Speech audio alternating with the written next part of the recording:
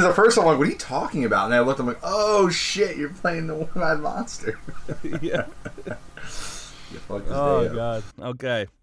3, 2, 1.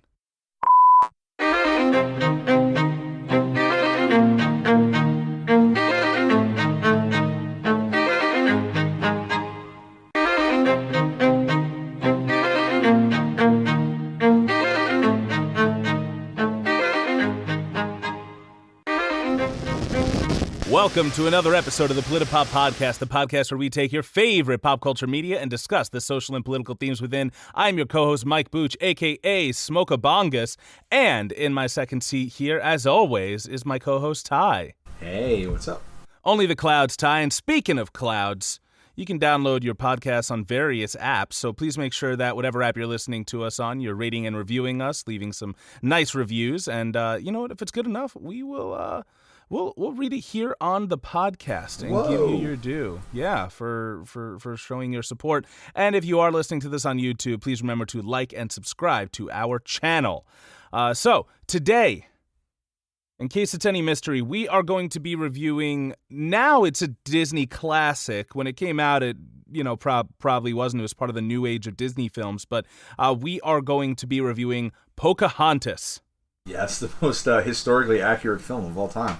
Indeed, it was not. And I had never seen this movie before, as I might have mentioned previously. I didn't really grow up with a lot of...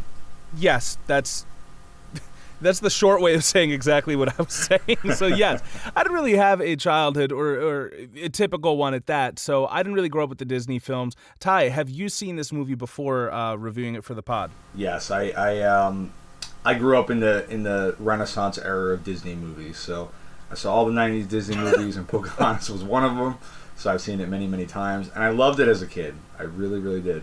Yeah, I think my wife was watching it a few years ago, and it was on, but I wasn't really paying attention to it, and that was about it. But guess what, guys? There's a lot to say about this movie. So before we do, I just want to let everybody know that I'm putting my ear to the ground, and do you know what I'm hearing, Ty? Is it some sort of spoiler warning? My gods, yes, it is a spoiler warning from Mother Gaia herself to tell us that if you have not seen Pocahontas but want to listen to the rest of this podcast, well, you should watch the movie, because we are going to be going in depth with the plot spoilers here, okay? We're going from beginning to end, everything throughout. For this movie that is titled Pocahontas, but I believe should actually be named John Smith, and we'll go into that in a little bit. So yes, spoiler warning is in full effect. Please, watch the movie if you don't want to be spoiled. Looking back, I see the plot spoiler in the rearview mirror. Going forward, Ty, please give us a plot. Pocahontas. An English soldier and the daughter of an Algonquin chief share a romance when English colonists invade 17th century Virginia.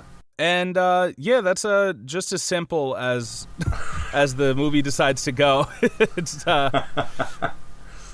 that's pretty much it. You know, it's just as shallow. What did you love about this movie originally, Ty? Tell me what really attracted you to it when you thought back to viewing it as a kid. I've always loved a good romance, which is, I know cheesy, but even as a kid, I was really obsessed with like beautiful love stories, and I love the idea of these people from two totally different backgrounds, falling in love and learning more about each other. And I always loved that Pocahontas, was so in touch with nature and animals, and John Smith was kind of badass. I thought, like he was diving into the water and saving people, and he becomes a little bit of a softie as the movie goes on. So I don't know, I just always enjoyed that as a kid.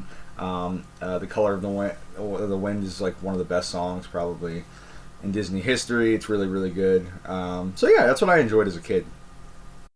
For everything that I'm going to say during this podcast, I will say that there are some real nuggets in this movie that I did enjoy, and Colors of the Wind was one of them. I was crying my eyes out. Yes, I was stoned, okay, when I was watching this movie. That's shocking. And damn it, I might be now too, but literally I sent you a picture, Ty. You know what, I'll put it in the show notes. Yes, it was beautiful. Of my first time actually listening to Colors of the Wind. And yeah, I was crying. I'm like, oh my god, like this is beautiful. Yeah, I mean, that song just hits you, man. Like, I think I was 5 or 6 when this came out, and like I didn't understand everything that the song was saying, but like it still touched something like in my soul, you know, where I'm like, yeah, you know, like you know about the animals and about nature, and like you understand, you know, and it's like when you really break down the history of the invasion of the Americas, you know, and how the indigenous people were so, I think, like in touch and just caring about the planet and about, you know, life, and what we kind of came here and did to it. It's really kind of sad, you know. They really understood it a lot better than Europeans and the Spanish did, and it's a real tragedy. Yeah, I mean, we'll probably call upon several lyrics from several different songs in this movie, but just in Colors of the Wind, I believe she says, you think the earth is a dead thing you can claim, and Yes. you know, like this is still like, I don't know, it's not that nuanced. Like they knew that back in '95, right? Yeah. And environmental groups have been claiming this stuff since before that, and now we're still facing extinction through climate change. So like, Right. what is it, the 29th, 27th storm to ramp up in the Atlantic this year? I believe we just broke a record for it. It might be Theta or Eta. I believe Eta might be hitting Florida again, but like, yeah, it rang true then. It rings true now, and I want to obviously, while commending that song sung by the second popular character of the movie, the second protagonist, Pocahontas, I want to talk about the main character, John Smith.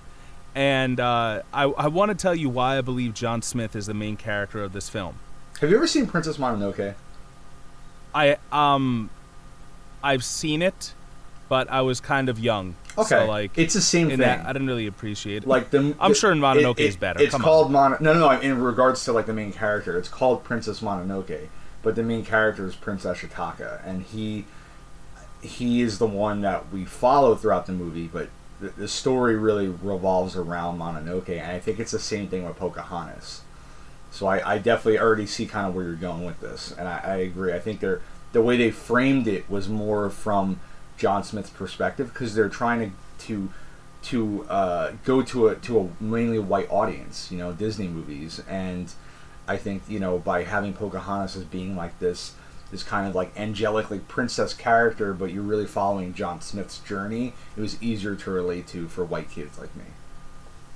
Oh yeah, this was definitely from a Eurocentric point of view. I was surprised when the movie started off, and it doesn't start off in the New World with with Chief Powhatan's tribe. It starts off in England with with the Virginia Company signing up and getting on board and everything, and so there is something known as the hero's journey, and I have a rough layout of the hero's journey in front of me, and the first of the first three sections of part one, which is the call to adventure. John Smith has two of these, and that is the ordinary world. You know, we see his world. We see the call to adventure when he finally goes onto the ship, and there is this And what's interesting is that Pocahontas and John Smith, they both do share the heroic journey through this. One has parts where the other may not. For example, like a popular part is the save the cat moment, which is what kind of lets us know that the main character is the good guy or girl. They have some sort of value that they demonstrate, not too different from the dentist system, where they show like, oh, I'm a good person because I saved the cat or something. In this one, they actually give it to John Smith, and it's when he risks his life to save Thomas, played by Christian Bale, who falls overboard during the perilous journey overseas. And like, John Smith is an ultimate Mike's character, dude. I was blown away by the big dick energy emanating from John Smith. For those of you who don't know, whenever we used to write stories or play action figures, Mike's character, which was mine, would always be the best at everything for no reason. He was like actually the ultimate Mary Sue. Like that was my character and everything. And John Smith is here, like, you know, he is animated completely differently and designed completely differently than almost every other person in this movie, except for maybe Thomas. But we'll talk about the animation in a little bit. I had thoughts on that too. But yeah, I know why too, but we can get into it later. But yes, like John Smith. I mean, even when he rolls up for the boat, right? They're like, "Is that John Smith? Like the legendary John Smith? Like holy shit!" You know, they're all like bugging out, like, God, it's like, John fucking they're Smith. like, he's a badass, and they do say, you know, if there's Indians to fight, he'll be there. So I guess like it kind of you know alludes to the fact that he's probably fought Native Americans before, or is into it. You know, he's ready to do that. That's what he's here for. Yeah. He said that he's explored other new worlds, and I think you know, regardless of where those may be, he's had to face indigenous peoples, and he's been fine with murdering them because he never thought, oh my God, we can have sex with them until this movie. And I think that's why they had to give him like some redemption by making him seem so heroic, because otherwise he's just a fucking, you know, conquering murderer. Yeah, well, it is interesting how they kind of seesaw back and forth, or they probably see it as balancing, pulling a different, like a difficult balancing act. They're walking this tightrope of we want to talk about how the Englishmen weren't all noble, how they did bad things, but also how they were just guys who were looking for opportunity, being exploited by a capitalist politician, and you know, I can see that they tried to do that, but I think they fell on their face in doing so, because when John Smith goes overboard, guess what? The other guys rush in to follow him too. Like, everyone's a hero. They're all just nice guys. They don't want to fight if they don't have to, you know. But they're there to stand up for the right thing and seize opportunity for themselves. You know, they're all victims because they're all peasants and stuff. Well, I would argue if I saw them trying to. It's not even necessarily always a good thing. Like you can rile them up, and we see that in real life, right? We've seen Trump do that with people at his rallies and stuff. Like, you know, as soon as somebody riles them up, they all join up, right? At the end, when the governor's like, we're gonna go to war, they're all like, all right, fuck it, we're in, you know. So all it takes is someone with a little charisma and a little confidence, and they're all gonna jump on board. And especially if they're all like, you know, theater arts majors, because they all sing, they all dance, they all really join in with the song. I mean, Disney, that's all they do. But yeah, unless you're someone like John Smith, who is, you know, obviously supposed to be the hero, you're gonna just follow the lead. But speaking of heroes of this movie, that is part of my theory why John Smith is the main protagonist of this film. But we also see another protagonist, and in Pocahontas, there's kind of this bad streak. Like, she's wild, she can't be tamed. She doesn't listen to her father. She doesn't listen to anybody. Except her grandmother tree. Grandmother tree. Yes, that's all she. Her name is Grandmother Willow. Thank you, Grandmother Willow. Yes. But yeah. So Pocahontas' character overall, I really did like her character. I just didn't like what her place in the story was. I understand to a degree, but if you kind of look at the history, it's similar to how they portrayed her. Like, she was like an ambassador to the to the people of Jamestown in Virginia. And her story is in very real life, or the way that in real Smith life, wrote in it? real life, you know. Well, the way John Smith wrote it, yes, but she did eventually move to England, and converted to Christianity and stuff, and we'll never really know. Well, if yeah, she was after forced being into kidnapped it. and forced to marry John Rolfe, and being displayed as more of a marketing tool to get funding for the New World journeys. Right. And supposedly, a lot of her actions were theater by her father, like, to kind of, I think, improve relations between them and Jamestown. It was an interesting relationship if you look at the history. And obviously she didn't actually have a romance with John Smith, which is, Yeah, they don't really go into the origins of Jamestown as much. We will have it in the show notes and sources. There are a couple videos not only talking about the true story of Pocahontas, but also the true history of Jamestown. And I've mentioned previously that it was actually the Jamestown settlers who found such a terrible piece of land that they couldn't get any resources from, that they were the ones who turned to cannibalism. They're the ones who were boiling leather and then drinking the water to get some sort of nutrients because they were doing that badly. And supposedly John Smith was the one who was able to kind of help them be more prosperous, I guess, when he was in charge. And eventually I think Pocahontas was the one who helped them grow tobacco, right, which helped them kind of flourish and be able to sell it and things like that. See, that's actually a piece I didn't know. They didn't mention that in the 2 YouTube videos I looked up. I did note that Pocahontas was originally 10 years old. Yes. Yes. At the time of this. Ty, did you know that when I first hit P in Disney Plus in the search bar, that Pocahontas wasn't even on the first page of results? Really? I know Peter Pan came up as soon as I put P in. I had to put P-O. I had to put P fucking O. You know, the interesting thing about the movie is that it didn't do as well as Disney thought it was going to. So, I don't know if you read this, but apparently they felt it was going to be this prestigious project that was possibly going to win them all these Academy Awards. And there was a lot of people that were working on The Lion King that actually left that project to work on Pocahontas because they thought it was the better project. And they really expected this to be like their greatest film. And I don't think it did super well financially compared to some of the other Disney films in the 90s. And while, you know, critics didn't hate it, they didn't love it as much as was expected. So that was kind of a shock for them. I mean, I guess I'm not surprised by that, but you know, now Disney is killing it with more diverse content, right? And the superior film Moana, which we'll have to do another time because it's one of my favorite Disney movies ever. But I have to rewatch it. I didn't love it the first time I saw it, but I didn't hate it. I know either. You told me that. Actually, I didn't love it the first time I saw it either, honestly. But then, like, I don't know, when I really watched it. But anyway, this isn't about Moana. My point is that, like, now they're killing it with their diverse content.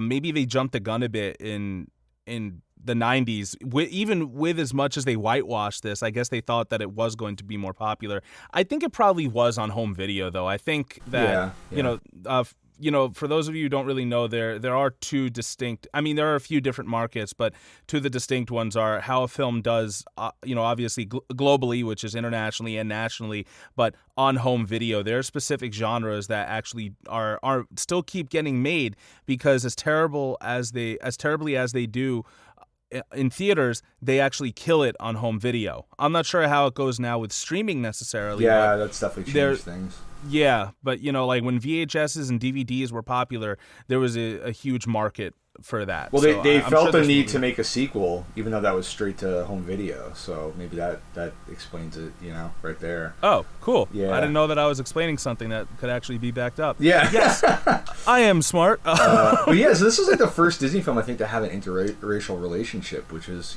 huge. And Disney did do certain things that were like, really accurate. Like they tried to get a lot of, Native American voice actors and stuff to voice these characters. And I think they did make certain efforts. They employed Native American consultants. They had a session with a real shaman. They were definitely trying to make it, as accurate and in certain ways as they could, and then totally changing the story in others. So, and that is mentioned in this article I found from LakotaChildren.org, which will also be in the show notes and sources. It says, reservations about films, Disney's Pocahontas. I'm just going to read an excerpt or two from it. While the film does not portray Native Americans in an overtly racist way like Peter Pan did decades before, it presents a fictional account about real people in a manner that misleads its childhood audience and others. In creating the 1995 film, Disney's first animated film about a real historic figure, Disney did its research and set out to present a politically correct product. In fact, Disney contracted with many Native American advisors who signed off on the film during production and before its release. In order to create an entertaining film suitable for small children, however, the Disney team altered many historic details about Jamestown, Pocahontas, and the era in which they lived. So what is a filmmaker to do? This is toward the end of the article.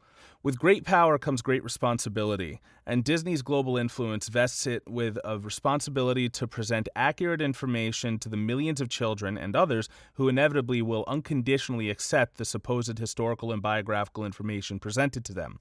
Following the release of Disney's Pocahontas, Chief Roy Crazyhorse of the Powhatan Lenape Nation summed it up. It is unfortunate that this sad story, which Europeans should find embarrassing, Disney makes entertainment and perpetuates a dishonest and self-serving myth at the expense of the Powhatan Nation. Yeah. And you can read the whole thing, And I feel bad, too, because so many people love this movie. And, obviously, we were just talking at the beginning. I'm like, Ty, tell me about why your childhood is Pocahontas. And you're like, well, let me tell you, you got, really, sentimental. And I'm like, all right, so fuck this. No, it's true, though. It was actually really traumatizing to me when I found out the true story. It is actually really upsetting. No joke. I was really, crushed by it because, I have these great memories as a kid of watching this movie and enjoying it and, loving the romance and being like, yeah, see, we can all get along. And then you find out the true history and you're like, oh, God, no. So it was no. definitely, very, very upsetting. Yeah, they really present kind of a both sides story, which, if it weren't, like it says in the article, if it weren't a historical context movie, then yes, no matter if you find an opposite group, like a group that's different from you and you speak different languages and believe in different things, you shouldn't hate them just for being different, obviously. But actual history showed that Chief Powhatan was actually more of a diplomat than a warlord, like they made him out to be. And they did try at first to see how they could help each other. And actual history, I'm not sure if it's Jamestown specifically, but I know that it's happened with various native tribes and European colonizers that once the natives did get attacked and their women and children were killed or taken for slaves, and they did some pretty terrible things as well. They would kill men, women, and children, and take them for slaves. Slaves, by the way, not that I'm saying it is technically I'm not saying it's the right thing to do, but when those European slaves were freed and given the opportunity to go back to living with their own people, they chose to stay with the natives. They actually liked their way of life better. Even natives' form of slavery wasn't as cruel as the white man's form of slavery. Well, they and I know when John Smith was in charge of Jamestown, they would actually exchange young children between 10 and 14 to live among the other group to learn their ways so that they could help be diplomats.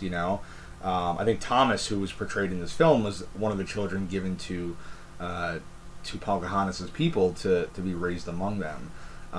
According to John Smith's writing, because a lot of this unfortunately comes from him, so we can't really verify what's truly accurate.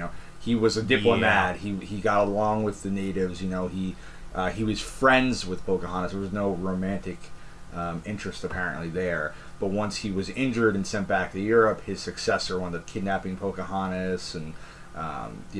Which began to, her never going home, unfortunately. So, again, we don't know how accurate that is, but according to that, there was some sort of, diplomacy for a while. She died from disease at age 21, by the way. Yeah, when she came to Europe. Can I talk about the animation real quick? Yes, let's talk about the animation. Okay, because I'm also going to read some excerpts from a Roger Ebert review that was actually written in 95. So instead of, being written from a native standpoint, looking back, I want to see what, a privileged white dude thought of it at the time it came out in the 90s. But just because he says Pocahontas is the best looking of the modern Disney animated features. So what did you think of the animation, Ty? I don't think it's the best animation I've ever seen, but I enjoy it. They use rotoscoping on a lot of it. So they were, I don't know if you were familiar with the technique. It's kind of like where they trace over motion picture footage. I am. Okay, yeah. So only because I looked it up this morning. Yeah. But for the listeners, what is it, Ty? So rotoscoping is an animation technique that animators use to trace over motion picture footage frame by frame to produce realistic action. Originally, animators projected photographed live action movie images onto a glass panel and traced over the image. But I know they really went in depth on animating Pocahontas and John Smith specifically. I think there was over 50 animators on Pocahontas. like 15 to 20 on John Smith. They tried to make her look as accurate. I think they actually used one of Pocahontas's ancestors, or someone who she was the ancestor of this person. They used her for the look, so they tried to make it as accurate and I think like realistic as animation can be for the time. Yeah, they definitely did do that with John Smith and Pocahontas. Like from the beginning. Now, I don't know why this is. I am much more critical of stuff when I'm high. Even the stuff I love, like I'll be like, fuck you. And I'm not even that good of an artist or actor, so I don't know why I'm the one judging other people, but I don't know. It's just how it is. But it seemed like a lot of the characters were just from different cartoons put into one. And sure enough, when you look at the credits, you see that there were specific teams of people working on specific characters. Right. So the Scotsman looks like he's more from Snow White and the Seven Dwarves as one of the dwarves, while John Smith looks like a hyper-realistic alpha male. Like he looks like an Ubermensch. She's got the blonde hair and everything. Like, and Pocahontas, obviously, she looked great for most of it too. However, I do think that part of it might have been that being that they're used to drawing a certain type of person, I think they might have had some more difficulties with this. And that's just based off of my thoughts alone. I haven't seen that in any articles or anything. I am willing to be proven wrong about it. Well, I know they were trying to make the movements realistic too, like by using the rotoscoping and really following like the actors' movements to see what they would do. I just kind of felt like they did a good job portraying different types of people. It really didn't bother me at all. Well, that's nice. No, and like I said, it might literally just be me. Can we talk about the magic for a second? The magic? The magic, yes, the magic in this movie. Did you think it was cool or kind of like appropriative? Like how, they could literally talk to faces in the trees and be redirected by the wind perfectly to where you need to go. I mean, it's a Disney film, and I think you kind of get that a little bit with every Disney film. There's some sort of magic to it, or something obviously not super realistic. And they also got to make it charming John Smith's for kids. Crew didn't have access to. Yeah, they also had. I think they were trying to show. I think they felt they were showing the natives in a better light in that regard. That again, they were more in touch with nature, things that John Smith and his people weren't considering. Right, like when she sings "Color of the Wind," she's like, "You think I'm an ignorant savage? You've been so many places. I guess it must be so, but I still cannot see if the savage one is me." And I think that kind of goes into the fact that he's such a worldly traveler, but their intentions are just on invading. And for someone who actually takes the time to listen to nature, so to speak, to listen to the wind and actually interact with the animals and stuff, you can discover something you never knew before. And I kind of without the magic believe that is true in a way. I do think that if you pay attention, the earth tells you what it needs, as it's screaming every day right now for us to stop killing it. Yeah, I think that's definitely more than fair. I have a theory. I think the wind was her mother. Okay, that's cool. I like that. Because at the beginning, like, she's talking to her grandmother in the tree, and I was like, and first thing that came to my mind was like, yo, her mom's dead. How come she couldn't come back as something? Like, what the fuck? Like, was that supposed to be her actual grandmother though? I don't think so. I don't know if it's her literal grandmother. Yeah. She's grandmother in title, probably. She's a spirit of the forest. Yes, a spirit of the forest, which I have a very close connection with, of course. But yeah, I like when she needed help getting to certain place, being directed, the wind was there. I think that was kind of her mom. And then at the very end, when the white men's ships are leaving, and this incredible, powerful wind just comes out from behind Pocahontas and pushes the sails. I think that's her mom saying, "Get the fuck away from my daughter." Like, don't come back. Stay away. Maybe. I mean, get the fuck out of here. I don't want you. Yeah. So can I go back to this idea of like how they had like actual consultants who signed off on the movie, yet it still seemed to meet actual criticism from a real Powhatan chief. Right. I think at a certain point, at least in my mind, it's kind of like, listen, the real damage has already been done at this point. Like, signing off on a movie, what's that going to do in comparison to what's already been done in history? Like, I think it was maybe it was just nice to have some representation. You know what I mean? Like, even though it's not accurate, to have Disney movies were particularly popular in the 90s, like most kids were seeing them, except for you. And they wanted, I think in a way it's like, all right, look, Native American people are, they're kind, they're good, like we can be friends. Like the message of peace is a good one. So in that regard, I'm sure they were like, they're taking liberties with the history, but at least they're portraying us, as not. They actually literally use the word savages, and then it's kind of turned around on them, So I think that kind of was important to do. Yeah, and like I said, this movie, like, it has its moments, and it keeps drawing me back in, and then like kind of tricking me a little bit because, they're at one point they end up having a bit of a skirmish with the natives, and they're like, oh, why else would we have been attacked? It must have been because they have gold that they're hiding, and he was like, oh, it's because we came in, we dug up their land, we shot their people. Like, Wiggins, right? He literally says we invaded their land, cut down their trees, and dug up their earth. And it's comedic, but at the same time, it's pretty woke. It's like, yeah. And John Smith also talks about improving the lives of the savages, right? He's like, building roads and houses, and Pocahontas, like, our homes are just fine, like we don't need that. And he's like, no, like you just don't realize that you need it, which is such a typical, like, like I know better because I'm a white male, right? And that's him trying to tell her, and she's responding to, that's not what we're looking, we don't need that from you, like you want to give it to us, we don't need it. And speaking of white males who claim to know better, I want to read a little bit from this Roger Ebert review written in June of 95. He says, after Scar in The Lion King and the fearsome Beast in Beauty and the Beast, not to mention the jealous undersea denizens of The Little Mermaid and the scheming Jafar of Aladdin, the bad guys in Pocahontas seem pretty nice, really. Ratcliffe, the leader of the expedition, is shown more as a buffoon than a villain. The soldier who kills Pocahontas' fiancée immediately regrets his error. The other British soldiers are essentially members of the chorus, and the Indians are all, of course, noble to one degree or another. That leaves only the concept of misunderstanding as the real villain. And after Pocahontas helps the two sides communicate, there's no more dramatic tension. The film's ending is rather weak, too. After Smith describes the glories of London to Pocahontas and her eyes sparkle, she decides after all that her place is here with my people. And there's a bittersweet conclusion as she watches Smith's ship sail back to the old world. I knew that Pocahontas visited Europe in real life and was hoping the movie would get her there, too. The ending came as an anticlimax. All of these problems make Pocahontas less entertaining than it might have been, and the comic relief, the cute raccoon, the hummingbird, and the governor's dog seem obligatory after the similar creatures in the other modern Disney cartoons. What's left is simply the grandeur of the new land, which tends to ennoble all of the characters. Drawn with true artistry and evoked in musical sequences like Just Around the River Bend, the vision is the true star of the film, and its spirit is evoked by old grandmother Willow, a tree that gives Pocahontas a lot of sound advice. Basically, it's pretty accurate in a lot of ways.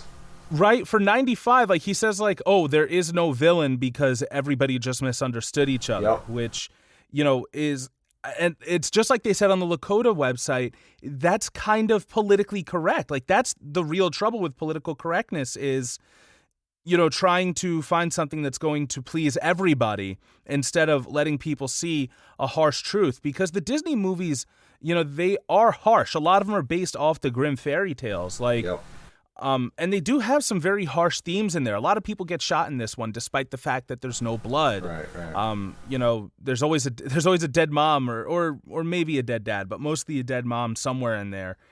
And that really was my issue with the film, and because there, like you said, there are parts of it that are absolutely beautiful between the music and the visual artistry.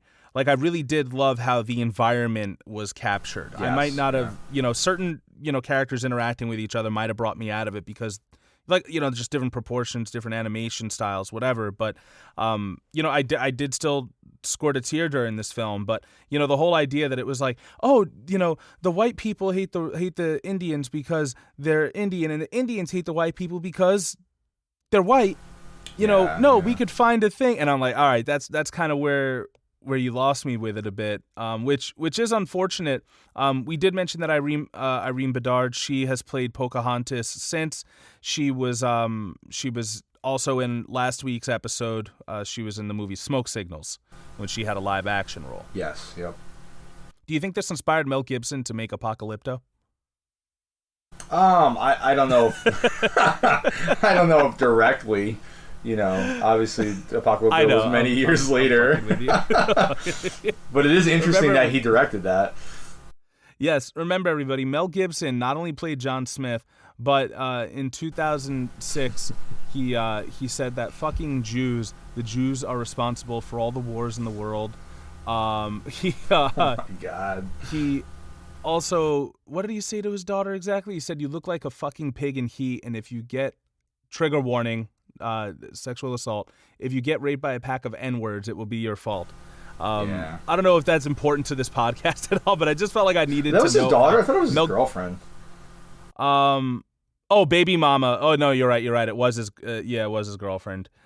Baby mama, according to TMZ. I'm not saying that baby mama is an actual term. Yeah. Baby mama Oksana Grigorieva.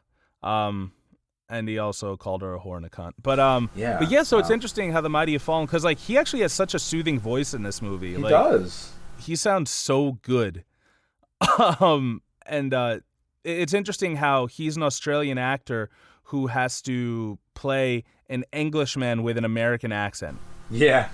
I thought that was a very interesting choice for them to make. Yeah, I think, because the audience is mainly American, so I think they were trying to appeal to them more, I don't know.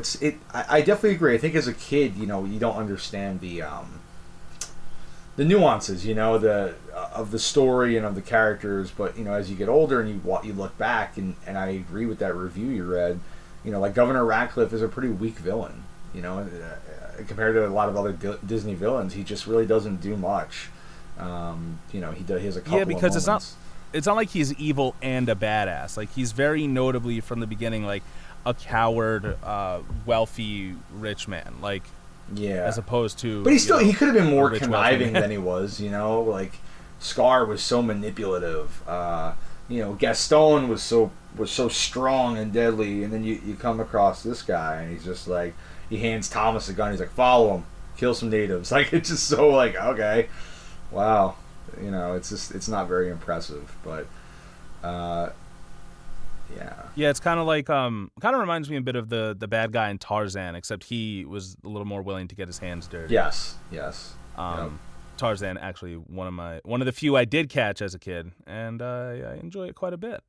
It's funny because it's not one of my favorites, but I don't hate it. It's not one of my favorites. Something about Phil Collins' soundtrack, bro.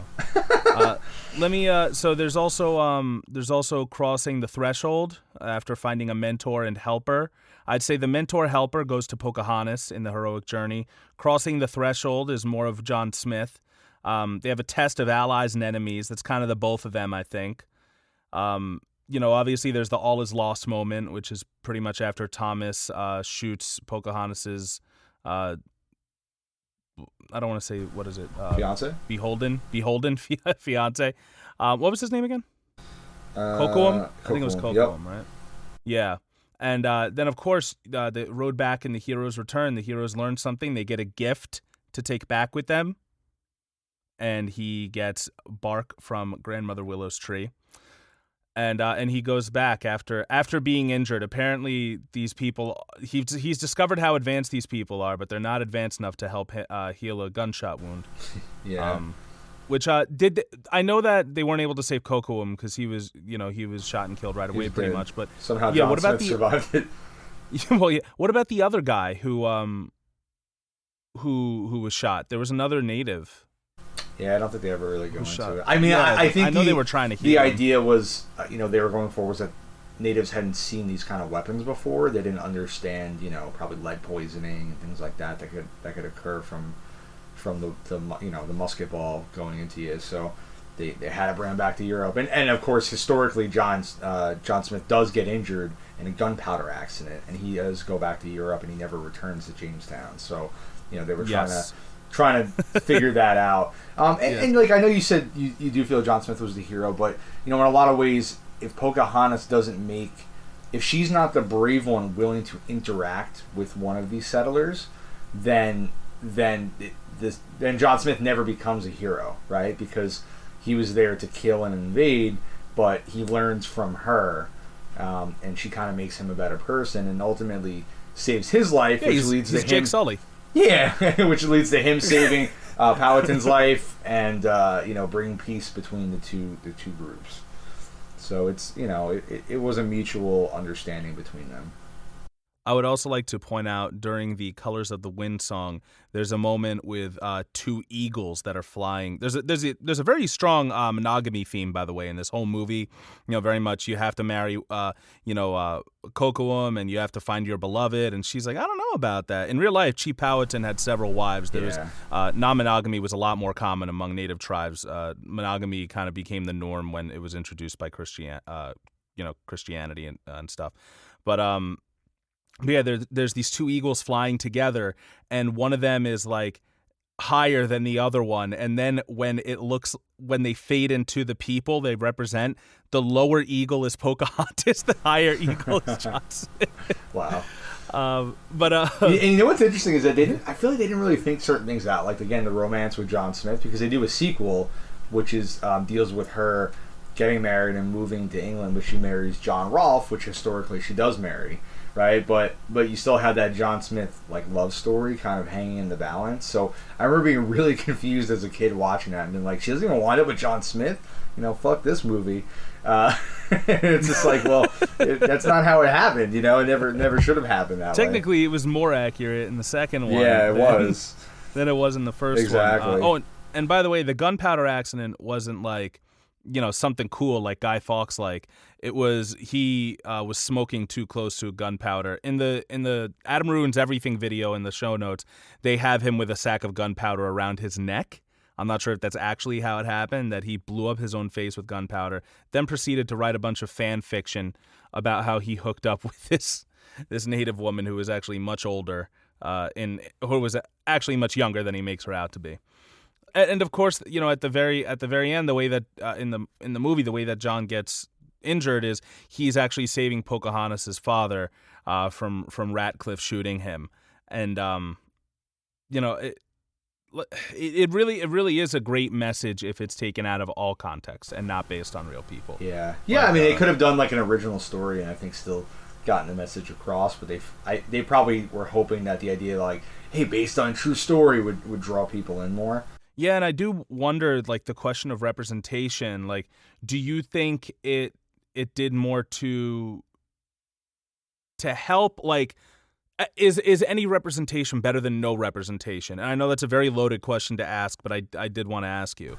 I don't know, because I'm very well represented. So I think it's a Good question answer. I can't really answer. You'd have to ask someone who's black or brown or just not represented well in media. Because I've got a million characters I can choose from, I don't have a proper answer to it either. Like, because it did help put, kind of at least a little bit of that narrative out into the zeitgeist of like, okay, well, there are people who are different than us that might have more to offer than we think. But yeah, I don't know. It kind of I think it just kind of mentions the quote unquote woke moments just to say that it did them. Right. Just to be like, all right, well, hey, listen, we did say that they were bad guys. I mean, we're representing them as okay, rational dudes, the Virginia Company, but we did mention that they dug up the land and did bad things. Yeah, but we are still saying these people are good guys overall. It's tough though. Like, how do you do that as an animated Disney film? I think that's the trouble. It's like, you're obviously targeting a child audience. Do you really go with the grim facts? Do you have Pocahontas die in the end? Do you show, she was kidnapped? And I could definitely see why Disney executives would be like, no, we ain't doing that. But again, you're misleading your audience. And I don't know. I feel like we've seen some pretty intense stuff in Disney films before. Like, you ever seen The Hunchback of Notre Dame?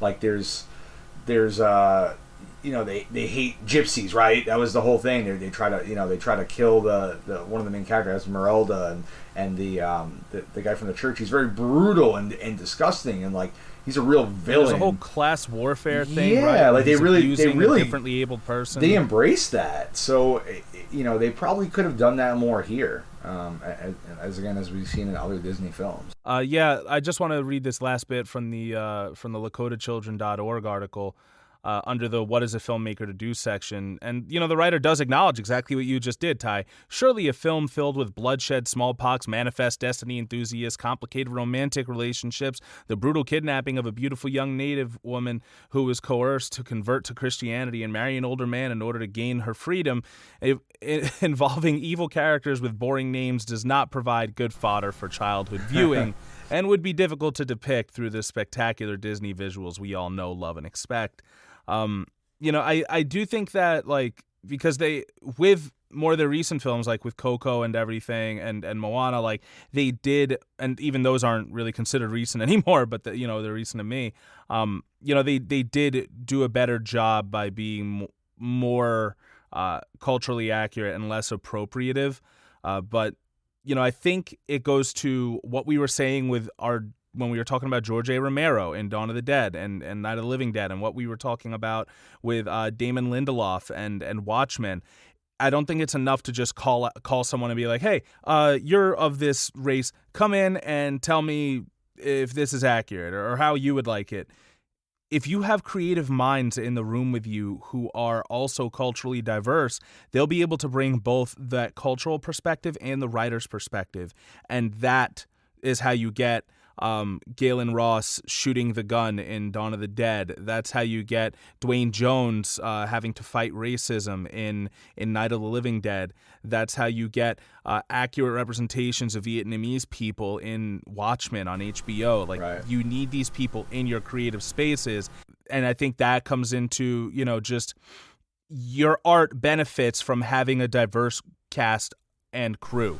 Yeah, creating it. It's hard though too with animated films because, like, for example, the cast never meets, right? Like they're all recording independently, so you don't get that group effort. So it depends on the film. I don't know how this one was. This done, one, most likely, this one definitely was. They said Mel Gibson. Okay. And didn't meet any of the cast until like some party later on after the film was finished. So. Probably better off that way. yeah. You always wish like they probably could have done like the Sacagawea story. That would have been probably a better one for child audiences, I feel like. Well, a lot of people thought that. Like, one of the top Google searches is Pocahontas Sacagawea. But no, I believe she was actually based off of somebody named Moanoka.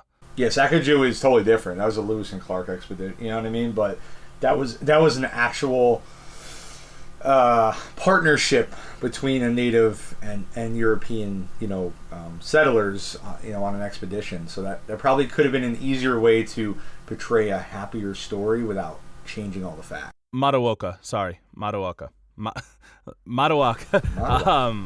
When I heard someone say it in a video, it sounded like Metallica for a second. I was like, oh, that's fucking awesome. That'd be cool. Rock on, man. But yeah, like there's certain things again about this film that I did enjoy. Like I like the fact that she has, a raccoon for a sidekick. I know it sounds silly, but I feel like people have this conception that raccoons are like these horrible animals that steal your trash. But they actually can be really cute. Like baby raccoons. I think they're fucking adorable. Yeah, that are abandoned, can be raised by humans as a pet. Like they, you know what I mean? Like and they're not as vicious as people make them out to be. They're just animals trying to survive. So like she was supposed to have a turkey psychic too. I think it would have been great, especially with the narrative of us eating turkey on Thanksgiving and not realizing how special turkeys really are and how beautiful they are. Moana has a chicken. I know I keep making the right. Yeah. Things like that. That would have been nice. And I love, like, again, Color of the Wind's a beautiful song, and thinking about nature and seeing how beautiful the New World really was before the invaders came and just fucking destroyed everything and built all over it. It was a really gorgeous land. Which, like, I know they had currency and ways of doing business before the Europeans ever came, but, like, I think that true capitalism really reared its ugly head when the Europeans did come, and everything was seen as a resource to gain money. Like, that's actually, surprisingly, we didn't talk about it, but that is another big theme of this movie, in that, he's just there for gold, and, it's very, I'm not sure how accurate this was to real life, but it reminds me of Columbus and what he did in Hispaniola with, like, he was just there for gold, and when slaves couldn't find gold, he would kill them and then use the slaves as capital instead of the gold. Like, that it kind of spoke to me in that way. Like, yeah, they found terrible fucking land that you can't inhabit. Like, but that's not even historically accurate. Like that whole, like, I think they said God, gold, and glory in the beginning. That was what the Spanish claimed they sailed for. So, like, so see, they did bring that in a little bit. Yeah, they did. They said it right in the beginning when they were singing about going to the New World, but that's actually not accurate. That's not why. These Englishmen went. They were going there to settle the land and build a town. Not so much to just find gold. So they were just trying to take over the Americas. Yeah, they had intentions of not leaving, and yes. Which John actually does allude to during the movie. She's like, "Oh, so if you guys find out we don't have gold, you'll leave." He's like, "Some of them might." Yeah, they weren't going anywhere. They were staying there to take over. But it definitely was. It was a great experience watching it for the first time. I wish I would have seen it when I was younger.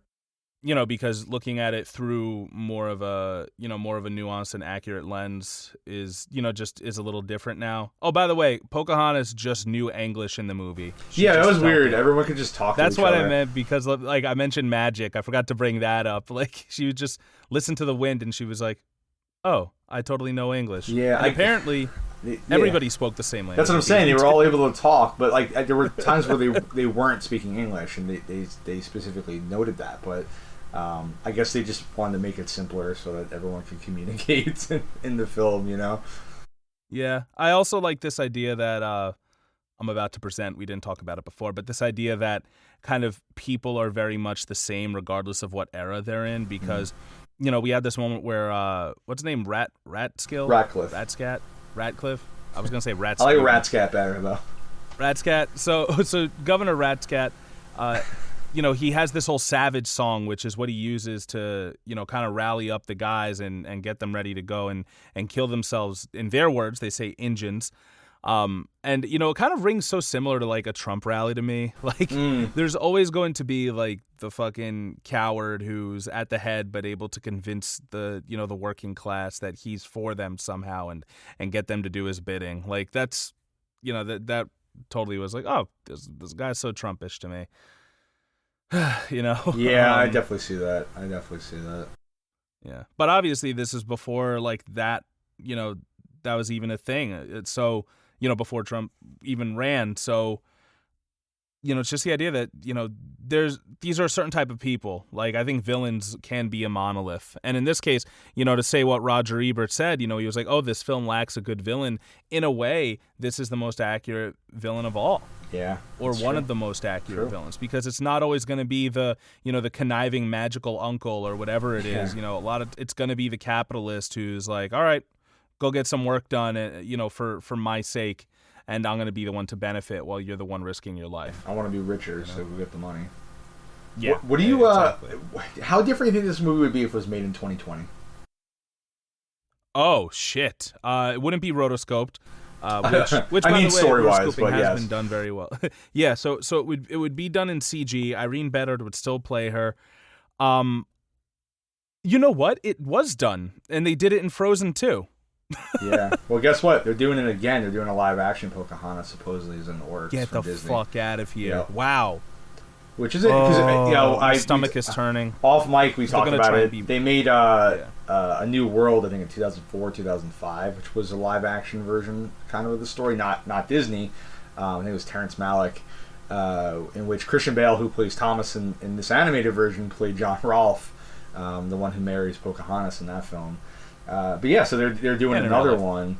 by Disney, a live action one. So I am very curious how they're going to pull it off. If they're going to just adapt the animated into a live action, or if they're going to make it more historically accurate. I mean, I think they're gonna have to.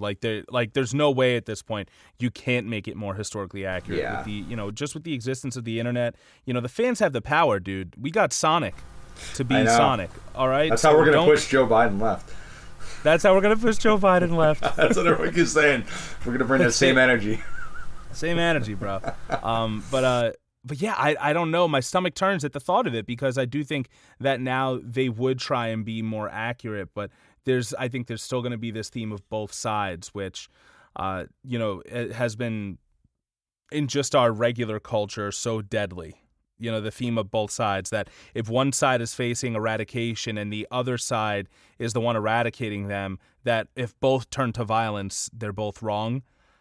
You got to be fucking kidding me. I think they might go that route again. They might. I mean, I don't know, man. I haven't seen the new Mulan, so I'm curious, what they've done with that. But yeah, I'm not 100% sure either. I know a lot of people were boycotting it because the actual actor showed solidarity with the Hong Kong police at the time protests were going on. Oh, really?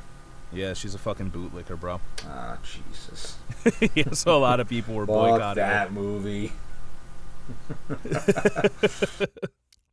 But yeah, so I mean, I'm interested in that. Let me see if there are any other fun facts we didn't mention yet.